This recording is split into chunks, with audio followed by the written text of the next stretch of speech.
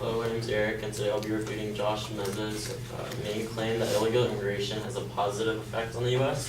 His secondary claims were undocumented immigrants are a substantial factor in our economic growth, illegal immigrants pay higher taxes, and illegal immigrants are willing to take any kind of job. So to start off, I'm just going to start with saying that his main claim, I think, should be changed, considering the evidence in the secondary claims that he used. So to change it from illegal immigration has a positive effect on the U.S. to illegal immigrants has a positive financial and economic effect on the U.S. because he completely leaves out other factors such as social or political and things like that. So yeah, just to start off, let's get going. Illegal immigration has a negative financial effect on the U.S. and my three claims to that are undocumented immigrants are not a substantial factor in economic growth. Illegal immigration pay higher taxes, however does that mean that they induce economic growth? And lastly, due to the evidence brought up, it is plausible that illegal immigrants may be willing to take any kind of job, however that does not mean that they help our economic growth at all. Right back to the first one. Although the speaker brings up how illegal immigrants contribute to our economy, he fails to address the total deficit after calculating how much of our economy they hold back. The speaker uses evidence about California, not the U.S., which I believe is a hasty conclusion to assume that statistics from California represent the United States as a whole. According to the Foundation of American Immigration Center, just as an example, education for illegal immigrants children alone costs nearly $52 billion for the U.S. And that's taken out of the citizens' taxes and so on. To the second claim, illegal immigrants may have higher taxes, however, that does not mean that they induce economic growth. The evidence presented, which was that illegal immigrants paid 2.6% higher taxes than U.S. citizens, ignores the factor of how much taxpayer money illegal immigrants actually consume. Therefore, the speaker jumps to the conclusion that simply because they might pay higher taxes, that does not mean that the money that they make adds to our economic growth. When in fact this is not true. According to the Heritage Foundation, the fiscal deficit of government benefits and services used by illegal immigrants and the taxes they do pay is on average $14,387 per household. This adds up to an annual deficit of $54.5 billion for the United States. And lastly, like I said, although it is plausible that illegal immigrants might be willing to take odd and whatever kind of jobs, that does not mean that they necessarily add to our economy. The evidence doesn't lead to this conclusion. Much of the evidence that was presented is irrelevant or not directly related to the main claim or argument, or even the secondary argument.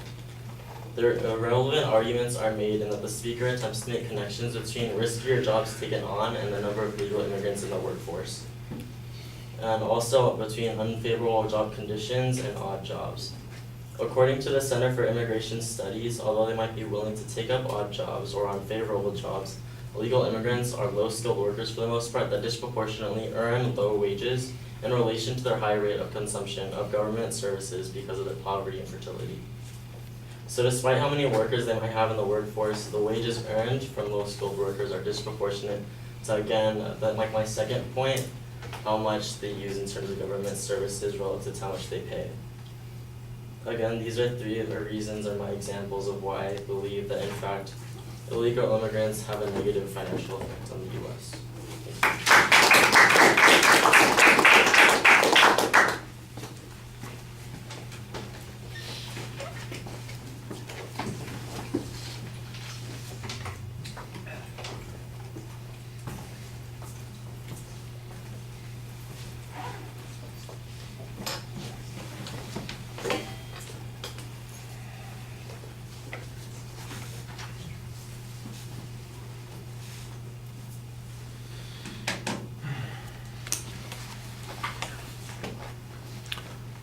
All right, sort of like we had earlier with Chris, we got two previews here. You could simplify it and just make your claims on the individual points as you get to them. That would be fine.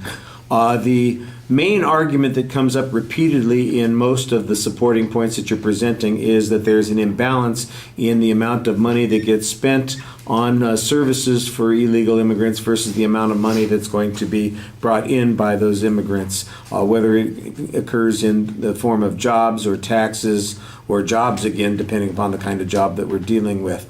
And I think that that's probably an appropriate argument to make, and you repeat it in each of the points. But I think that you're missing some of the other issues that would be important there. For example, economic benefits that might be not just tax-based, but to businesses or to consumption or demand for products. That doesn't get discussed. I don't know that the advocate had information there. That would be one of those things, like if we were hearing the debate and everything was back to back, it'd be a little bit easier to tell whether or not you had addressed some of the points that the advocate brought up or whether certain things got ignored. My impression is that there are some things out there that aren't being discussed here, and we're just talking mostly about government revenues on this particular point. This tax rate issue is most clearly explained on your second point, where you talk about, well, it might be true that they pay a higher percentage in taxes, but they use up a higher amount in resources, and you've got a couple of good statistics there. $14,000 per family is the average, $54 billion deficit. So we are losing money in the long run on this particular process. The odd job thing, the rarity of the job, those. I don't know exactly what the advocate was getting from that particular point. I don't know what you get from that point. We come back to the same issue here.